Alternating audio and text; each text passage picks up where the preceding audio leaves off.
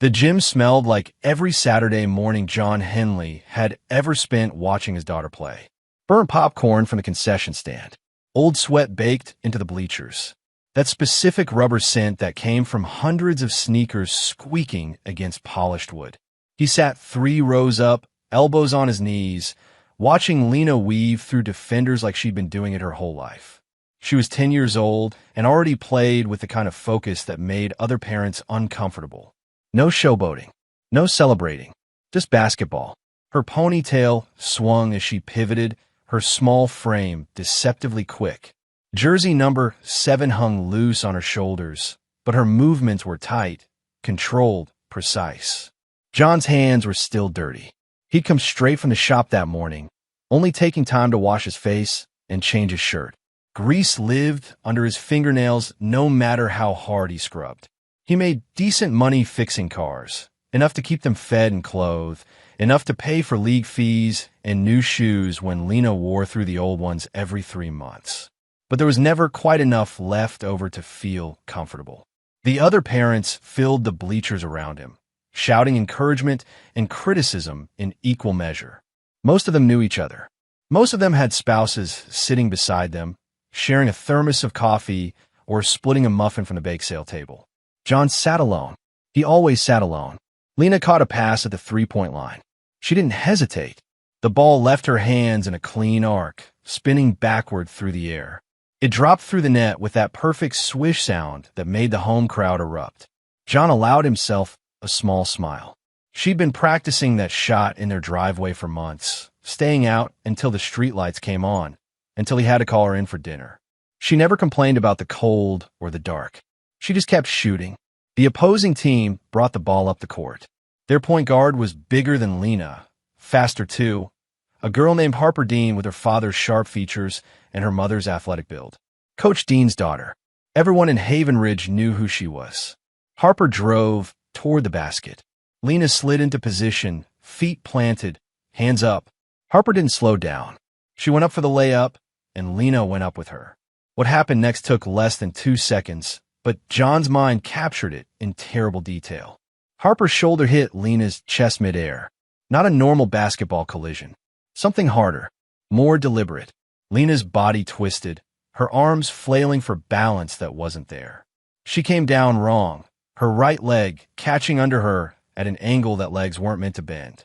The sound of her hitting the court cut through every other noise in the gym. John was moving before he understood he was moving. His boots hit the bleachers too hard, the metal clanging under his weight. Parents scrambled out of his way as he vaulted over the railing, his bad knee protesting but not stopping him. He hit the court running. Lena. She was on her back, both hands clutching her leg, her face white and twisted with pain. Her mouth was open, but no sound came out first, just rapid breathing that bordered on hyperventilation. Then she started crying, the kind of crying that came from somewhere deep and animal. John dropped to his knees beside her, his hands hovering over her leg but afraid to touch it. Hey, don't move. Don't move, okay? I'm here. Dad, I can't. Her voice cracked. I can't feel it. I can't feel my leg. His stomach dropped into somewhere cold and hollow. Her right leg was bent at the knee, but below that, something was wrong. The angle, the way her shins sat. He'd seen enough broken bones in his life to know. You're okay, he said, even though he didn't know if that was true. You're okay, I promise. The referee blew her whistle, sharp and urgent. Coach Dean jogged over, his face arranged in appropriate concern. Everybody back up. Give her space. John didn't look at him. He kept his eyes on Lena, kept his voice steady even though his heart was trying to punch through his ribs. An ambulance is coming, honey. They're going to fix you up. Other parents gathered in a loose circle around them. Someone had called 911. John could hear the muffled voice of the gym attendant on the phone, giving the address. The other players had backed away, clustered in small groups near the benches, some of them crying. Harper Dean stood near the 3-point line, her hands on her hips, breathing hard. She wasn't crying. She was watching. John noticed that, filed it away somewhere in the back of his mind, even as he held Lena's hand and told her to breathe, to focus on his voice, to stay with him. The The paramedics arrived 7 minutes later. It felt like 7 hours. They moved with efficient calm, asking Lena questions she could barely answer through her tears, stabilizing her leg with practiced movements that still made her scream. John held her hand the entire time, squeezing back when she squeezed, letting her dig her nails into his palm until he felt skin break. They loaded her onto the stretcher. John walked beside it all the way to the ambulance, ignoring the stares from the crowd, ignoring Coach Dean trying to say something to him that might have been an apology or might have been liability speak. He climbed into the ambulance and sat in the jump seat, and he didn't let go of Lena's hand until they wheeled her into the emergency room at Haven Ridge Medical. The emergency room was too bright and too cold. John sat in a plastic chair next to Lena's bed, watching nurses come and go, watching doctors examine her leg with careful hands and concerned expressions. They gave her something for the pain that made her drowsy and distant, her eyes half closed and unfocused. The x-rays came back. The doctor was young, maybe 30, with tired eyes and a nameplate that said Dr. Patel. He pulled up the images on a computer screen and used his pen to point out the breaks. "It's a severe compound fracture," he said, his voice professionally gentle. "You can see here where the tibia broke through the skin. We'll need to do surgery to set it properly. Insert pins to hold the bone in place while it heals." She's looking at months of physical therapy. John stared at the x-ray. The white of bone against the gray of flesh. The unnatural gap where everything should have been connected. How long before she can walk? Hard to say. Every patient is different. But we're talking about a recovery period of at least 6 months, possibly longer. 6 months. Half a year. John nodded slowly, his jaw tight. "And basketball?" Dr. Patel's expression shifted into something more cautious. "Let's focus on getting her walking first, okay? Sports can wait." But John knew what that meant. Maybe never. Maybe she'd be too afraid to go up for another layup. Maybe her leg would never be strong enough.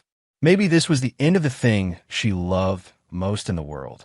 He sat with Lena while they prepped her for surgery, holding her hand until the anesthesiologist told him he had to wait outside.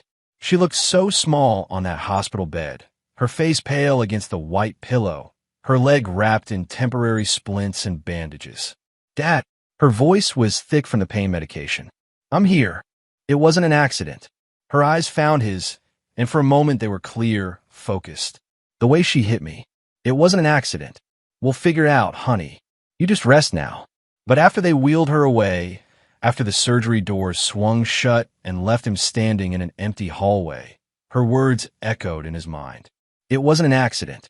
He found a nurse's station and asked about cameras. The nurse, an older woman with kind eyes and reading glasses hanging from a chain, shook her head. "The school would have those, not us. You'd have to talk to them. Someone needs to look at the footage." She studied him for a moment, then lowered her voice. "I heard one of the parents already called the police. Said it looked like your daughter might have been pushed." John's hands curled into fists at his sides. "Who called?" "I don't know, but there's an officer here who wants to talk to you." Sergeant Neil Rourke found John in the surgery waiting room an hour later. He was in his late 40s, with gray at his temples and the kind of careful posture that came from years of walking into situations where people were angry or grieving or both. He sat down 2 chairs away from John, giving him space. "Mr. Henley, I'm Sergeant Rourke. I need to ask you a few questions about what happened at the game." John didn't look at him. He kept his eyes on the doors where they'd taken Lena. "Someone pushed my daughter. That's what we're trying to determine. Can you walk me through what you saw?" So John told him. The collision. The way Harper's shoulder had driven into Lena's chest. The angle. The force. The way Lena had twisted and fallen. He kept his voice level, kept the facts straight, but his hands were shaking by the time he finished. Rourke took notes in a small leather notebook. "The school has security cameras in the gym. I've already requested the footage. We'll review it and see what it shows. And then what? Then we'll determine if there's enough evidence to warrant further investigation." John finally looked at him. A 10-year-old girl is in surgery right now getting pins drilled into her leg. What more evidence do you need? Rourke met his gaze without flinching. "I understand you're upset, Mr. Henley. I would be too, but I can't make assumptions.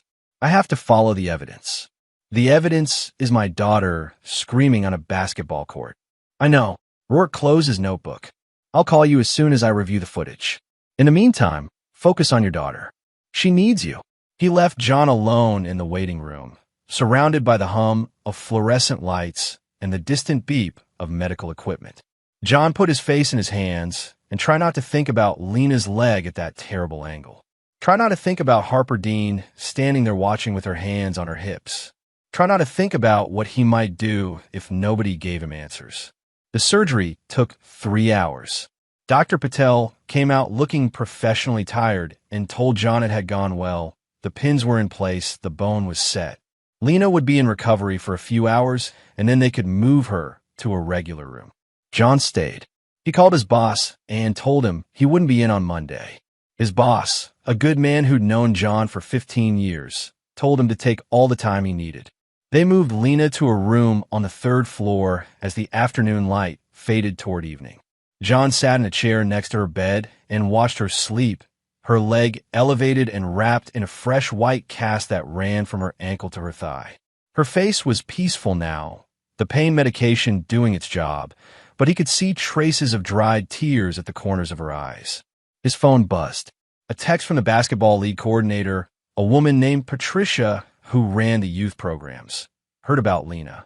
So sorry. Let us know if you need anything. He didn't respond. What would he say? Check your cameras? One of your coach's kids nearly broke my daughter in half. He set the phone aside and just sat there, listening to the quiet beep of the heart monitor, watching Lena breathe, thinking about everything that had led to this moment. The practices, the games, the hours of shooting in the driveway. All of it building towards something that was supposed to be good, supposed to be safe.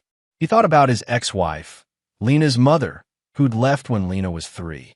She was in California now, remarried, with new kids she actually wanted to raise. She sent money sometimes, birthday cards occasionally, but she'd never shown up to a single game. Never called to ask how Lena was doing in school. John didn't even know if he had a current number for her. It was just him and Lena. It had always been just him and Lena. And someone had hurt her. Lena stirred around 7 o'clock, her eyes fluttering open. She looked confused for a moment, taking in the hospital room, the cast, the 4 in her arm. Then her eyes found John, and something in her face relaxed. Hey, kiddo. He leaned forward, resting his elbows on the bed rail. How you feeling? Weird. Floaty. Her voice was hoarse. Did they fix it? Yeah. You've got some pins and they're holding everything together. Dr. Patel says you're going to be good as new. She looked down at her cast, moved her toes experimentally, winced. It still hurts. I know. They'll give you more medicine soon. Quiet settled between them. John could hear voices in the hallway, the distant sound of a television from another room. Lena's fingers picked at the edge of her blanket. Dad, yeah. Harper pushed me. On purpose. John's jaw tightened. You sure? I felt it. The way she hit me. It wasn't normal. Lena's eyes were wet again, but she wasn't crying. Why would she do that? Because you're better than her, John thought. Because her daddy's the coach, and she's supposed to be the star, and you made her look average. But he didn't say any of that. I don't know, honey, but I'm going to find out. The next morning, John drove back to the school to pick up Lena's things from the locker room. The building was quiet on a Sunday, most of the lights off, but the main doors were unlocked for the cleaning crew. He walked through empty hallways that still smelled like floor cleaner and old lunches, past trophy cases filled with photos of past champions. The girls' locker room was at the far end of the gym hallway. John hesitated at the door, then pushed through. Lena's gym bag was still sitting on the bench where she'd left it the day before.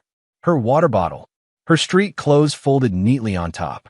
He gathered everything, moving slowly, trying not to look at her basketball shoes sitting there on the floor.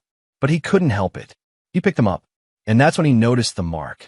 On the sole of her right shoe, near the ball of the foot, there was a dark streak, oily, still slightly wet when he touched it. John held the shoe up to the light, examining it more closely. Not dirt, not normal gym floor residue. Something else. He set the shoe in the bag and walked out of the locker room, his mind working through possibilities. He found Coach Dean in his office near the gym, sitting at his desk with a cup of coffee and a stack of paperwork. Dean looked up when John knocked. He was in his mid-40s, built like he'd played college ball once upon a time, with the kind of easy confidence that came from being good at his job. John, hey, how's Lena? She's got pins in her leg. She'll be lucky if she walks right again. Dean's face arranged itself into concern. Man, I'm so sorry. That was a rough fall. We're all just sick about it. John stepped into the office. There's something on her shoe. Something oily. Yeah. Dean leaned back in his chair. Probably just floor wax. The janitor used a different brand last week. New supplier, cheaper price. District budget cuts. You know how it is. Which janitor? Tony Ruiz. He takes care of the gym and the locker rooms. John nodded slowly. The floor was waxed before the game? Should have been. Why? Just wondering. He left before Dean could ask more questions. Found Tony Ruiz in the gym, running a buffer over the court with methodical passes. Tony was in his 50s, thin and weathered, with the permanent stoop of someone who'd spent decades bent over mops and buckets. John waited until he finished a pass, then approached. Tony, you got a minute? Tony shut off the buffer. Sure. You're Lena's dad, right? Or what happened? Real sorry about that. Thanks. Quick question. Did you wax this floor before the game yesterday? Tony's expression shifted slightly. Not much, but enough. Why you asking? There's something on my daughter's shoe. Looks like oil or something. Coach said you used a different wax. I didn't wax the floor before the game. Tony's voice was quiet, careful. Dean told me to skip it. Said it was fine, didn't need it. John felt something cold settle in his chest. He told you to skip it. Yeah, Friday afternoon. I was about to start, and he came in, said to hold off. The floor was good for another week. Did you tell anyone that? Tony shook his head. Just doing what I was told, man. I don't want no trouble. Your sister works here too, right? Carla. Yeah. Cafeteria. John thought about that. Thought about the oily mark on Lena's shoe. Thought about Dean telling the janitor to skip the waxing. Thought about Harper Dean driving into Lena with her shoulder, about the way Lena had twisted and fallen. Thanks, Tony. He left the school and sat in his truck in the parking lot for 10 minutes, just thinking. The notebook he kept in the glove compartment was old, the cover worn soft from years of being shoved in and out. He used it to track repairs at the shop, to write down parts he needed to order, to keep running lists of things that needed doing. Now he opened it to a fresh page and started writing. At the top, in careful block letters, if no one protects her, I will. Below that, he listed everything he knew. The fall, the collision, the oily shoe, the floor that wasn't waxed. Dean telling Tony to skip it. Harper standing there watching. He sat there until the sun started to set, filling pages with notes and questions and connections that might mean something or might mean nothing. But he had to believe they meant something. Because if this was just an accident, if this was just bad luck, then there was nothing he could do. Nothing to fight. No way to make it right. And John Henley wasn't built to accept that. The wheelchair arrived at the house on Tuesday. John had to rearrange the living room to make space, pushing the couch back against the wall, moving the coffee table into the garage. Lena came home from the hospital that afternoon, exhausted and hurting, and John helped her into the chair with careful hands. She'd barely spoken on the drive home, just stared out the window at the familiar streets of Haven Ridge, her jaw tight, her hands folded in her lap. Now she sat in the middle of their living room, looking small and lost in the medical equipment. I'll get you set up in your room, John said. You need anything? No. He studied her face. The bruise on her cheek where she'd hit the floor was turning yellow around the edges. You want to watch TV? I can bring it down here if you want. I'm tired. She was tired. She was angry. She was 10 years old, and suddenly her whole world had changed. And there was nothing John could do to fix it except push her wheelchair down the hall and help her in a bed and tell her it would get better, even though he didn't know if that was true. The first week passed in a haze of pain medication schedules and physical therapy appointments. John took time off work, burned through his saved vacation days, and when those ran out, his boss told him to take unpaid leave and not worry about it. Money would be tight, but they'd manage. They always managed. Friends from Lena's team came by the first few days. Brought cards, brought flowers, stood awkwardly in the living room while Lena forced smiles and said thank you and tried not to cry. But by the end of the week, the visits had stopped. The phone calls dropped off. The text messages became sporadic, then ceased entirely. John noticed. Lena noticed too, though she didn't say anything. She just got quieter, spending more time in her room, reading books or staring at the ceiling. The league sent an email. Professional. Careful. We're deeply sorry about what happened to Lena. Our thoughts are with your family during this difficult time. Please don't hesitate to reach out if you need anything. No mention of an investigation. No mention of reviewing what had happened. Just thoughts and prayers and the digital equivalent of a pat on the shoulder. John called Sergeant Rourke on Thursday. Got his voicemail. Left a message asking about the camera footage. Rourke called back 2 hours later. I reviewed the footage from the gym, he said, his voice careful. There's a problem. What kind of problem? The camera glitched. Right when your daughter fell, the recording cuts out. 2 minutes of missing footage. John sat down at the kitchen table. 2 minutes. Yeah, could be a technical issue. Could be coincidence. But it's convenient timing. You think someone tampered with it. I think it's suspicious. But suspicious isn't evidence. I'm sorry, John. Without that footage, there's not much I can do. It's one kid's word against another, and in youth sports, collisions happen. My daughter has pins in her leg. I know, and I'm sorry. But unless I can prove intent, unless I can show that this was more than just an aggressive play, my hands are tied. John thanked him and ended the call. Sat there at his kitchen table, looking at the notebook he'd filled with observations and questions. All of it meaningless if nobody with authority would do anything. He started going out after Lena fell asleep, just driving through Haven Ridge at night, past the school, past the houses where other families live their normal lives. He'd park outside the gym sometimes, watching the buildings sit dark and empty, wondering if anyone else was asking questions, wondering if anyone else cared. He ran into Bethany Quinn at the grocery store on Saturday morning. She was a mother of one of Lena's teammates, a woman in her late 30s who worked as a nurse at the hospital. She saw him in the cereal aisle, and her face did something complicated, like she wanted to look away, but couldn't. John. Hi, Bethany. She glanced around, checking who might be listening, then stepped closer. How's Lena? Managing. I wanted to come by, but she trailed off, and John could fill in the blanks. But it would be awkward.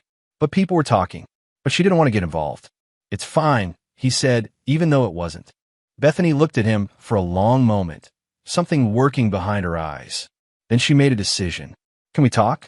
Not here. Maybe in your truck. They sat in the parking lot, Bethany in the passenger seat, John behind the wheel. She kept her hands folded in her lap, her voice low, even though nobody was around to hear. Everyone knows Dean covers things up, she said finally. Last year, a boy got a concussion during practice. Hit his head on the pole under the basket. Dean said the padding was fine, said it was just bad luck. The parents wanted to sue, but the school board closed ranks. Said accidents happen in sports. John's hands tightened on the steering wheel. What happened to the kid? He's fine now, but he had headaches for months. Had to sit out the rest of the season. And nobody did anything. The school has insurance. The district has lawyers. The parents got a settlement, signed an NDA, and that was the end of it. Bethany looked at him, her eyes worried. I'm telling you this because you need to know what you're up against. Dean's been coaching here for 12 years. He's won championships. Parents love him. The school loves him. If you try to push this, you're going to be fighting the whole town. I don't care about the whole town. I care about my daughter. I know, and I respect that. But you need to be smart about it. You have kids on that team. Don't you want to know if the floor is safe? She was quiet for a moment. I do, but I also need to keep my daughter on that team. Her scholarship chances depend on it. And if I rock the boat, if I make noise, they'll cut her. They've done it before. John turned to look at her. So if you're telling me this, but you won't go on the record. I can't. I'm sorry. I really am.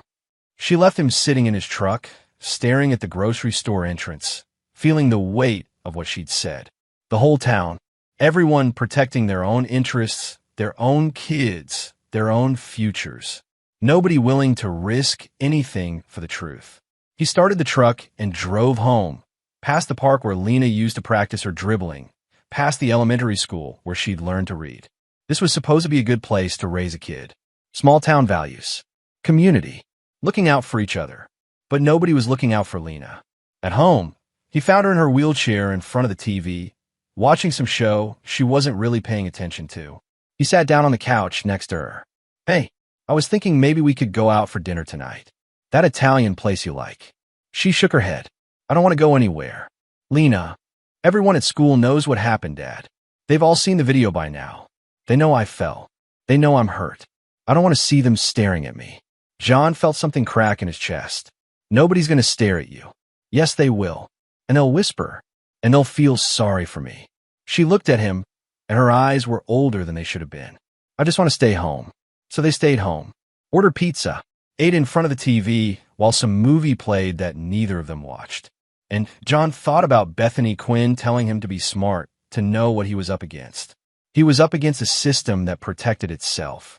Against a community that valued winning more than safety. Against people who would rather look the other way than risk their own comfort. And he'd been up against worse odds before. That night, after Lena went to bed, John sat down with his laptop. Started searching. Found Dale Whitman's name attached to several local investigative pieces about corruption and mismanagement. Found his contact information on a regional news website. Drafted an email and then deleted it. Drafted another one. Deleted that too. He wasn't ready yet. He needed more. He needed something concrete. Something that couldn't be dismissed or explained away. He needed evidence. The next Monday, John went to the school board meeting. It was held in the administrative building downtown, in a conference room that smelled like burnt coffee and old carpet. About 20 people were there, mostly parents with specific grievances about buses or lunch programs or teacher assignments. John sat in the back and waited his turn to speak. When the board president, a man named William Foster, called on him, John stood up and kept his voice steady. My name is John Henley. My daughter Lena was injured during a basketball game 2 weeks ago. She's got pins in her leg. She's in a wheelchair. The police reviewed the camera footage and found that it conveniently glitched right when she fell. The janitor confirmed that Coach Dean told him not to wax the floor before the game. My daughter says she was pushed deliberately. Foster's expression remained neutral. I'm very sorry to hear about your daughter's injury, Mr. Henley. Do you have a specific request for the board? I want an investigation. A real one. I want to know why the camera failed. I want to know what was on my daughter's shoe that made her slip. I want someone to explain why the floor wasn't properly maintained. Murmurs rippled through the room. Foster glanced at the other board members, then back at John. The school's insurance company has already reviewed the incident. They determined it was an unfortunate accident. Sports injuries happen, Mr. Henley. We take safety very seriously, but we can't prevent every possible mishap. This wasn't a mishap. My daughter told me. Children's perceptions in the moment can be unreliable, especially during traumatic events. I'm sure your daughter believes what she's saying, but without concrete evidence, we can't launch an investigation based on subjective feelings. John's jaw tightened. So that's it. My daughter's leg is broken, and you're telling me tough luck. I'm telling you that we've reviewed the matter and found no evidence of negligence or wrongdoing. If you disagree with that assessment, you're welcome to consult with an attorney. An attorney. John didn't have money for an attorney. He barely had money for Lena's medical bills, even with insurance. And Foster knew that. Everyone in this room knew that. He sat back down, feeling the eyes of other parents on him. Some sympathetic, most uncomfortable. Nobody spoke up to support him. The meeting continued. They discussed budget allocations and facility improvements and a proposal to extend the school day by 15 minutes. John sat through all of it, his hands curled into fists in his lap, his mind churning through options that kept narrowing to nothing. After the meeting ended, Foster approached him in the parking lot. Mr. Henley. A word. John stopped, waiting. Foster looked tired. Not unkind, just exhausted in the way that administrators got when they spent their days dealing with complaints and budget shortfalls and political pressures. I understand you're upset. I will be too, but you need to understand our position. If we launch investigations every time a kid gets hurt playing sports, we'd never do anything else. And if we find that the school was negligent, if we open that door, every parent with a grievance is going to come after us. The legal exposure would be enormous. So you're protecting the school instead of the kids. I'm protecting the district from frivolous lawsuits that would drain resources away from education. Your daughter's injury is tragic. I genuinely mean that. But accidents happen. Even with all the precautions in the world, kids get hurt. We can't live in a world where every injury requires an investigation. John looked at him for a long moment. When did we stop caring more about what's right than what's easy? Foster didn't have an answer for that. He just shook his head and walked away, leaving John standing alone in the dark parking lot. Lena had a nightmare that night. John heard her crying from his room down the hall and rushed in to find her sitting up in bed, her cast propped on pillows, her face wet with tears. Hey, it's okay. I'm here. He sat on the edge of her bed, careful not to jostle her leg, and she leaned into him. He could feel her shaking. It was the game, she whispered. I kept falling, over and over, and everyone was just watching. It was just a dream. No, it wasn't. She pulled back to look at him, and there was something in her face that made John's chest hurt. Dad, I heard them, before I went up for the layup. Harper and Coach Dean. They were near the bench, and I heard Harper say something like, let's see if she's so perfect after this. And then she laughed. John went very still. When was this? Right before the play? Like 30 seconds before. I thought maybe I heard wrong, or maybe she was talking about something else, but Lena wiped her eyes. She did it on purpose. I know she did. Why didn't you tell me this before? Because I didn't want to believe it. I didn't want to think someone would do that. Her voice broke. We were teammates, Dad. We practiced together. We went to her birthday party last year. Why would she want to hurt me? John pulled her close again, his mind racing. Harper and Dean talking before the play, planning something, and then Harper driving into Lena with her shoulder, sending her down at that terrible angle onto a floor that hadn't been properly maintained. Premeditation. Intent. Not just an aggressive play, but something calculated. You did nothing wrong, he said into Lena's hair. You hear me? Nothing. This isn't your fault. Then why do I feel like it is? He didn't have an answer for that.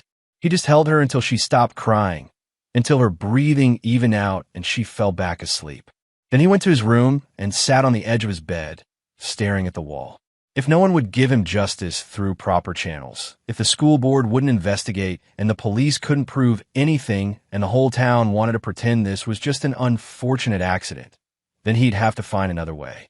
He thought about Bethany Quinn's warning, about fighting the whole town, about being smart, and he thought about Dale Whitman, the investigative reporter whose articles had exposed corruption in 3 different county offices over the past 5 years. John opened his laptop and started typing an email. This time, he didn't delete it. Mr. Whitman, my name is John Henley.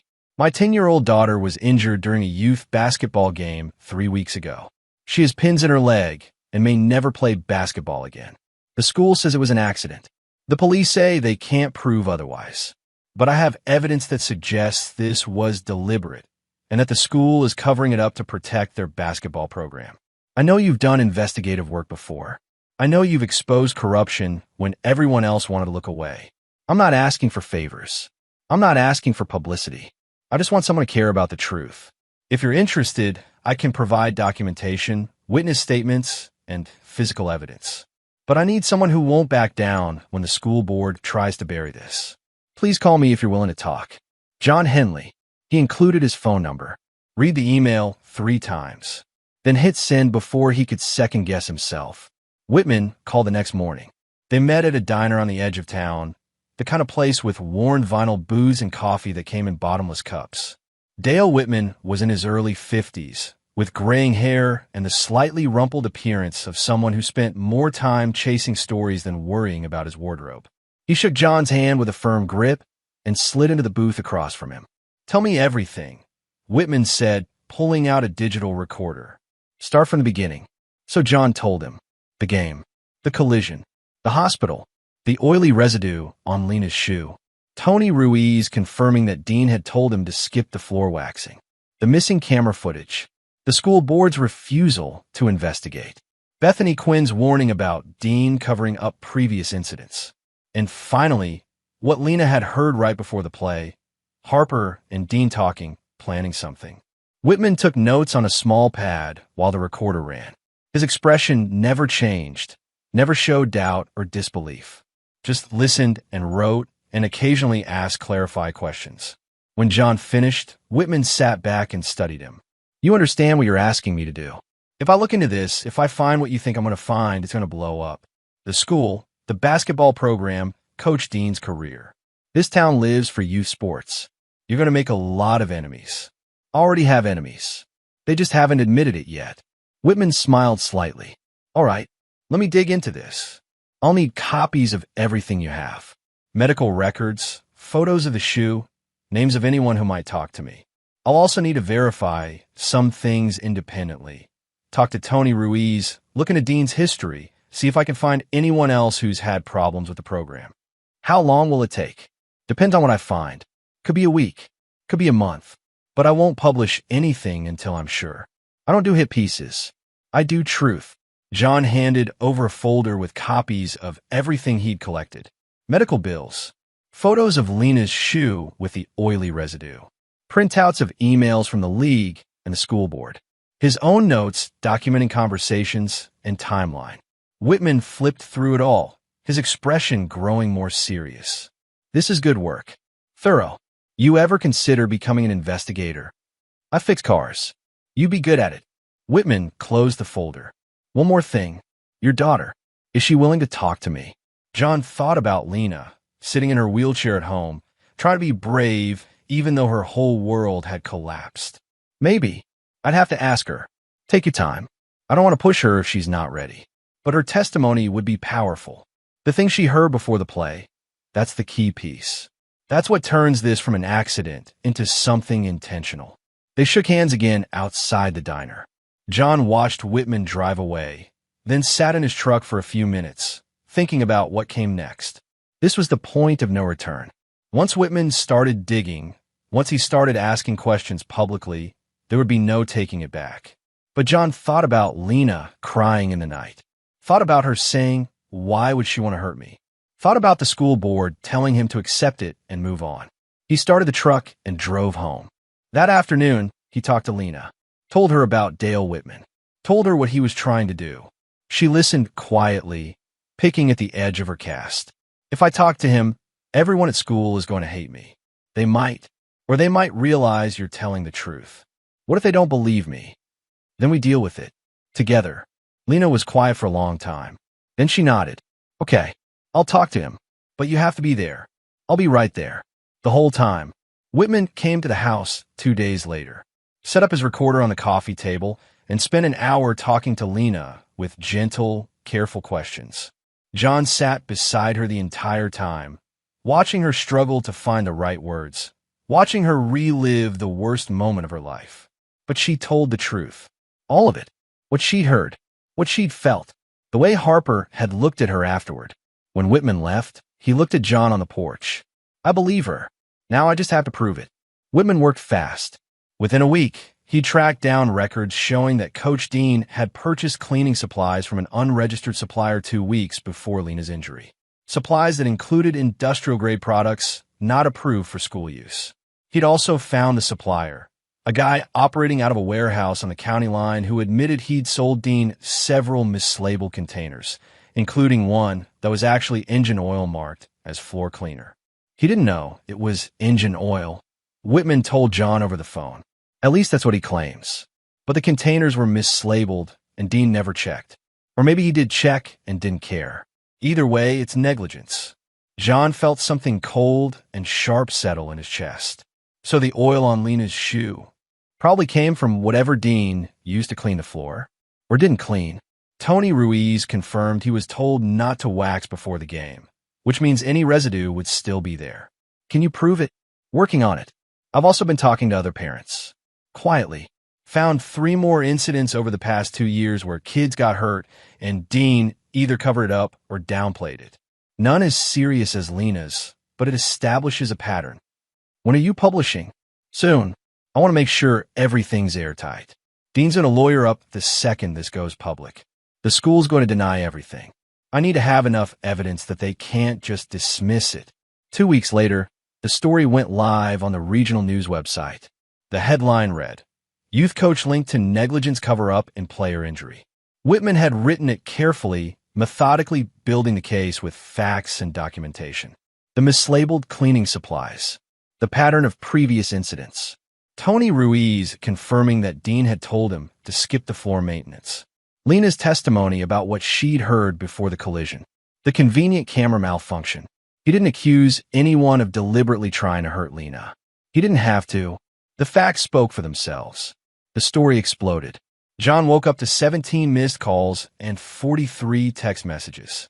The story had gone live at 6 in the morning, and by 8, it had spread across every social media platform and local news outlet within 100 miles. His phone wouldn't stop buzzing. He ignored most of it, made Lena breakfast, helped her get dressed, tried to keep everything normal, even though nothing about this was normal. At 9, a news van pulled up outside his house. Then another. By 10, there were 5 vehicles parked on his quiet street, reporters with cameras and microphones waiting on his lawn. John closed the curtains, told Lena to stay away from the windows. His phone rang. Sergeant Rourke. John, you see the news. Hard to miss it. We're reopening the investigation. The evidence Whitman uncovered, the mislabeled supplies, the previous incidents, it changes things. I'm heading to the school now to interview Dean. Good. I just wanted you to know, and to tell you to be careful. This is going to get ugly. Rourke was right. By noon, the school had released a statement denying all allegations, called the story irresponsible journalism. So they stood behind Coach Dean and his exemplary record. Within hours, Dean himself released his own statement through a lawyer. These allegations are completely false.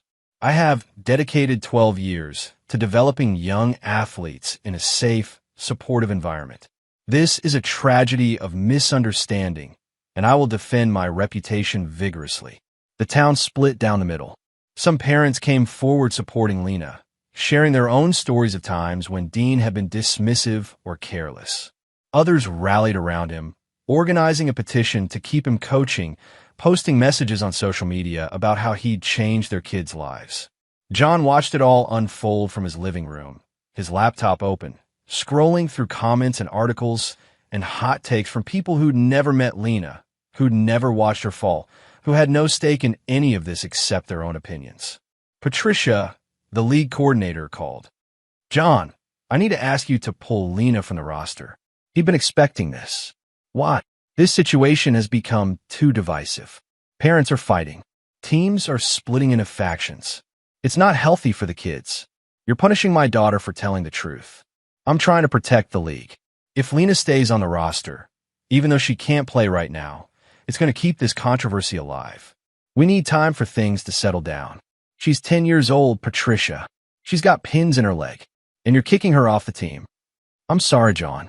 I really am. But this is bigger than one player. He ended the call, sat there staring at his phone. Lena rolled into the living room in her wheelchair. What did she say? John couldn't lie to her. They kicked you off the team. Something in her face crumpled. Not surprise.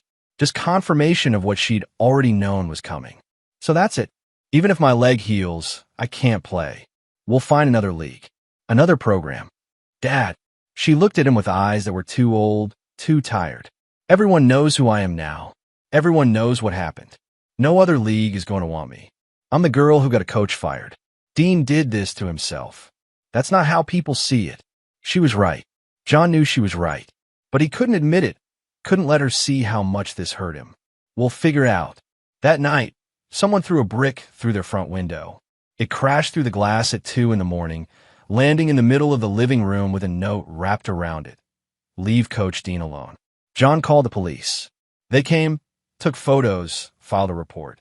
But the officer who responded, young, maybe 25, couldn't quite meet John's eyes. We'll look into it. Probably just kids being stupid. Kids don't throw bricks through windows at 2 in the morning. I'll file the report, Mr. Henley. John spent the rest of the night cleaning up glass while Lena slept. Boarded up the window with plywood from the garage. Stood in his driveway as the sun came up, looking at his quiet street, at the houses where his neighbors lived. Wondering which one of them had thrown that brick. Wondering how many of them thought he deserved it. The school board held an emergency meeting. John attended, sitting in the back again, watching the board members file in with grim expressions. Foster called the meeting to order and immediately addressed the elephant in the room. We've reviewed the allegations against Coach Dean in light of recent reporting. While we don't agree with all of the characterizations in the article, we do recognize that there are questions that need to be answered. Effective immediately, Coach Dean has been suspended pending a full investigation. Murmurs rippled through the crowd. Some angry, some satisfied, all intense. Foster continued. We want to be clear that this suspension is not an admission of wrongdoing. It's simply a precautionary measure while we determine the facts. Coach Dean will remain on paid leave, and his daughter Harper will remain on the team. Someone in the crowd stood up. A father John recognized from other games. So you're suspending him, but keeping his kid on the team? That doesn't make any sense. Harper Dean has done nothing wrong. She's not being punished for her father's alleged mistakes. What about Lena Henley? She got kicked off the team for getting hurt. Foster's expression tightened. That was a league decision, not a school decision. We don't have authority over the recreational league. The meeting devolved into arguments after that. Parents shouting over each other. Board members trying to maintain order. John sat through all of it, silent, watching the town tear itself apart over something that should have been simple. A kid got hurt. Someone was responsible. Find out who and hold them accountable. But it was never simple. Not when reputations were at stake. Not when people had invested years into a system they wanted to believe was fair and safe. After the meeting, Whitman caught up with John in the parking lot. The police just released preliminary findings. The substance on Lena's shoe was engine oil. Same composition as what Dean's supplier admitted selling him. John nodded slowly. So we were right. You were right. And now everyone knows it. Whitman paused. How you holding up? Someone threw a brick through my window last night. Whitman's expression darkened. You file a report? Yeah, for all the good it'll do. This is going to get worse before it gets better, John. Dean's lawyer is already threatening to sue me for libel. The school's going to fight this every step of the way. You need to be prepared for that. I'm prepared. Are you? Because I've seen this kind of thing destroy people. The stress, the isolation, the constant attacks. It takes a toll. John looked at him steadily. My daughter has pins in her leg. Someone hurt her and then tried to cover it up. I don't care about the toll. I care about the truth. Whitman studied him for a moment, then nodded. All right, then let's see this through. Over the next 3 weeks, the investigation unfolded in painful increments. The police interviewed Tony Ruiz, who confirmed everything he'd told John. They tested samples from the gym floor and found traces of engine oil in multiple locations. They reviewed Dean's purchasing records and found the supplier's invoices, clearly showing products that had been mislabeled. But the key piece, the camera footage, remained a problem. The school's IT department claimed the malfunction was purely technical, a glitch in the recording system that had been since repaired. They couldn't prove tampering, couldn't show that someone had deliberately erased those 2 minutes. Without the footage, without visual proof of what had happened, the case came down to testimony. Lena's word against Harper's. And Harper, coached by her father's expensive lawyer, maintained that it had been an accident. She was going for the layup. Lena was in her way. They collided. It was basketball. The district attorney reviewed the evidence and declined to press charges. There's negligence here, she told Rourke in a phone call that Rourke later relayed to John. Clear negligence in Dean's handling of the floor maintenance. But we can't prove intent to harm. We can't prove that Harper deliberately tried to hurt Lena. Without that, we don't have a criminal case. John sat in his truck outside the police station, listening to Rourke deliver the news. His hands were tight on the steering wheel. So that's it. No charges. I'm sorry, John. I really am. But you got what you wanted. Dean suspended, the school's implementing new safety protocols, parents are demanding better oversight. That's not nothing. It's not justice. Sometimes justice isn't about punishment. Sometimes it's about making sure it doesn't happen again. John ended the call, sat there thinking about justice, about what it meant, about whether Rourke was right. The system had failed him. The school had failed Lena. The league had abandoned her. But the truth was out there now. People knew what had happened. They knew Dean had been negligent. They knew the school had tried to cover it up. Maybe that had to be enough. But it didn't feel like enough. That night, Lena asked him a question he'd been dreading. Dad, do you think Harper meant to hurt me? They were sitting in the living room, The boarded-up window, a constant reminder of everything that had happened. John chose his words carefully. I think Harper made a choice. Whether she meant for you to get hurt as badly as you did, I don't know. But she made a choice to hit you harder than she should have. And her father made a choice to cover it up instead of taking responsibility. So it's not all her fault. She's 10 years old, Lena. Kids make mistakes. But the adults around her should have done better. They should have stopped her. Should have held her accountable. Should have made sure the environment was safe. Lena nodded slowly. I don't think I want to play basketball anymore. John felt something break in his chest. You don't have to decide that now. I'm not deciding. I don't think I can. Every time I think about it, I see Harper coming at me. I feel myself falling. And I can't. Her voice cracked. I can't make myself want it anymore. He moved to sit beside her wheelchair, putting his arm around her shoulders. Then we'll find something else. Something you love just as much. What if there isn't anything else? Then we'll keep looking until we find it. They sat there together in the quiet house, and John thought about everything Lena had lost. Not just basketball, not just the sport she'd loved and worked for and dreamed about, but the belief that the world was fair, that adults would protect you, that doing the right thing mattered. She'd lost her innocence, and John couldn't give that back to her. The final piece came from an unexpected source. Whitman called John 3 weeks after the district attorney declined to press charges. I need you to meet me. There's something you need to hear. They met at the same diner. Whitman had his recorder on the table, and his expression was complicated. Not quite triumphant. More sad. I've been digging deeper into Dean's story, talking to more people, following up on leads. And I found something. He pushed play on the recorder. A woman's voice filled the space between them. John didn't recognize it at first. Coach Dean didn't pour the oil. That's what you need to understand. He didn't know it was there until after Lena fell. Whitman paused the recording. That's Amanda Dean, Coach Dean's wife. She called me yesterday. Said she needed to tell the truth because she couldn't live with the lie anymore. He hit play again. Harper did it. She took the bottle from Dean's supplies. He kept everything in the garage, and she knew where it was. She thought it was floor cleaner. She poured some on the court before the game, just a little bit near where Lena usually set up for her shots. She thought it would make Lena slip a few times, miss a few plays. She didn't know it was engine oil. She didn't know it would be that bad. And Dean, he found out after. After Lena fell, after the ambulance came. Harper told him what she'd done, and he panicked. He had Tony clean everything up. He told the IT guy the camera was malfunctioning. He bought time to figure out how to handle it. But then John started asking questions, and Tony talked, and everything fell apart. Why are you telling me this now? Because Harper's having nightmares. Because she cries herself to sleep thinking about Lena. Because my husband covered up what our daughter did, and now he's going to lose his job, and I can't let this keep going. The lie is eating our family alive. The recording ended. John sat very still, processing what he'd heard. Harper had poured the oil. Not Dean. Harper, a 10-year-old girl who wanted to sabotage another 10-year-old girl because she was jealous or threatened or just mean. And Dean had covered it up to protect his daughter. You gonna publish this? John asked. Whitman nodded. With Amanda's permission. She's willing to go on the record. Says she doesn't care about the consequences anymore. She just wants the truth out there. And Harper's a kid who made a terrible mistake. But she's still a kid. Amanda says she wants Harper to face consequences, but appropriate ones. Therapy. Maybe community service when she's older. Not criminal charges. John thought about Lena asking if Harper had meant to hurt her.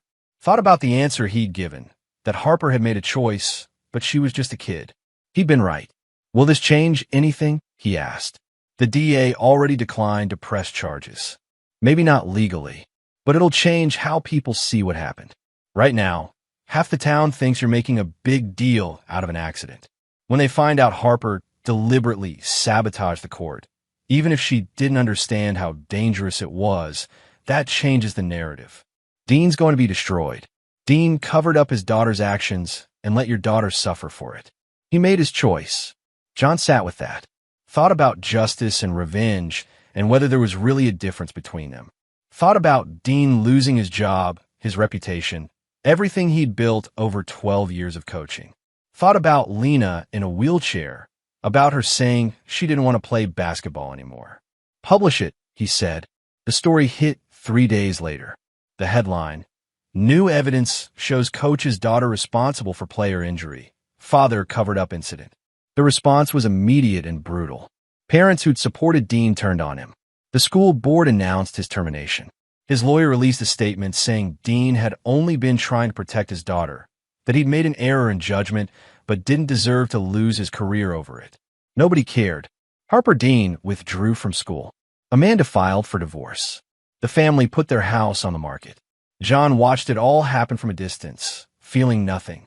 Not satisfaction, not revenge, just a kind of cold certainty that this was what happened when you try to hide the truth. It found its way out eventually, and when it did, it destroyed everything in its path. Lena read the article. Didn't say much. Just sat quietly for a while, then looked at John.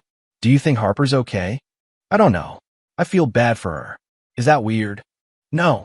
It means you're a good person, even after what she did, especially after what she did. 3 months after the final article ran, the school district implemented new safety protocols. Mandatory equipment inspections before every game. Cameras with redundant recording systems. A third-party safety committee to review all youth sports programs. Patricia resigned as league coordinator, replaced by someone from outside Haven Ridge who had no connections to the old system. The changes came too late for Lena, but they protect other kids. John had to believe that meant something. Lena started physical therapy. Slow, painful progress. Her leg healed, the pins came out, and eventually she could walk without the wheelchair. She started swimming at the community pool, found that she enjoyed it, the way the water supported her weight and let her move without pain. She never went back to basketball. John wrote a letter to the local paper. Not angry, not vengeful, just honest. To the community of Haven Ridge. I want to thank the people who told the truth when it would have been easier to stay silent. Tony Ruiz, who confirmed that corners were cut. Bethany Quinn, who warned me what I was up against. Dale Whitman, who did the work nobody else wanted to do. Amanda Dean, who chose truth over loyalty. I don't forgive Coach Dean for what he did. I don't forgive the school board for trying to bury this. But I'm grateful that enough people cared to make sure the truth came out. My daughter will never play basketball again. That was taken from her. But she's learning to find new things to love, new ways to be strong. And maybe that's the lesson here, that we're resilient, even when the world disappoints us. To other parents, ask questions. Demand accountability. Don't accept accidents happen when something feels wrong. Your instincts are there for a reason. And to Lena, I'm proud of you. Not because of what you lost, but because of how you've carried yourself through this. You're tougher than I ever was at your age. John Henley. The letter went viral within the local community. Parents started sharing it. Teachers started referencing it. Youth sports organizations across the state started using it as a case study in what not to do. John didn't care about any of that. He just wanted Lena to know that telling the truth had mattered, that standing up for herself had mattered, that she hadn't been wrong to speak up, even when it cost her everything. 6 months after the injury, John took Lena to a swim meet. It was her first competition, just a local event at the community pool, nothing major. But she'd been training, and her coach said she was ready. John sat in the bleachers, watching her line up at the starting blocks. She looked nervous, fidgeting with her swim cap, adjusting her goggles. But when the starting signal went off, she dove in clean and came up swimming with smooth, confident strokes. She didn't win, came in fourth in her heat. But when she climbed out of the pool, she was smiling. Actually smiling. The first real smile John had seen in months. After the meet, they walked to the parking lot together. The evening sun was warm on their faces, and for the first time in a long time, things felt almost normal. Dad, Lena's voice was quiet. Yeah. Are we done with basketball? John looked down at her. She was growing taller, starting to lose that little kid quality in her face. Starting to look like the person she'd become someday. He smiled faintly. Only if you want to be. She thought about it, really considered it, then shook her head. No, I'm not done yet. Maybe not playing it, but I want to understand it. Maybe coach someday. The right way. Make sure what happened to me doesn't happen to other kids. Something in John's chest eased. Not healed, just eased. You be good at that. Yeah, I think I would. They walked toward his truck through the parking lot, past other families heading home after the meet, past kids wrapped in towels and parents carrying swim bags. Just two people who'd been through something terrible and come out the other side. Not heroes, not victims, just survivors who'd refused to stay silent. The sun dipped lower on the horizon, painting the sky in shades of orange and purple. John unlocked the truck, and Lena climbed in, tossing her swim bag into the back seat. Before he started the engine, John looked at her, really looked at her, saw the girl she'd been, the fearless basketball player who went up for every shot like she owned the court, and saw the person she was becoming, someone who understood that the world wasn't always fair, but who'd fight for fairness anyway. "I'm proud of you," he said. "I don't think I say that enough." Lena smiled, small and genuine. "You say it plenty." He started the truck and pulled out of the parking lot. In his rearview mirror, the community center grew smaller. The place where Lena had started to find something new to love, where she'd started to rebuild. The road ahead was empty and familiar. The same streets they'd driven 1,000 times before. But somehow, tonight, they felt different. Like they were heading towards something instead of away from something. Like maybe, finally, they were going to be okay. Not perfect, not fixed, but okay. And for John Henley, for a man who'd lost faith in systems and institutions and the basic fairness of the world, okay was enough. It had to be enough, because the alternative was to give up. And giving up meant Harper Dean had won, meant Coach Dean had won, meant the school board and the league, and everyone who tried to bury the truth had won. And John hadn't come this far to let that happen. He drove through the quiet streets of Haven Ridge as the sun set behind them, one hand on the wheel, the other resting on the console between the seats. Lena looked out the window, watching the familiar buildings pass by. The school where she'd been kicked off the team, the gym where she'd fallen, the houses where neighbors who'd chosen sides lived their lives. The town would talk about this for years, would point at John and Lena on the street and whisper, would remember them as the family that took down Coach Dean, that exposed the cracks in the system, that refused to let things slide. Some would think they were heroes. Some would think they were troublemakers. Most would think something in between. John didn't care anymore. He'd stopped caring what people thought around the same time someone had thrown a brick through his window. Around the same time he'd realized that doing the right thing and being liked weren't the same thing. They pulled into their driveway as the streetlights started to flicker on. John killed the engine and sat there for a moment, looking at their small house with its patched window and worn siding. It wasn't much, but it was theirs. "You hungry?" he asked. "Starving. Chinese or pizza?" "Pizza. Extra cheese." "Deal." They went inside together, and John ordered pizza while Lena showered. By the time she came back downstairs in sweatpants and an old t-shirt, the food had arrived.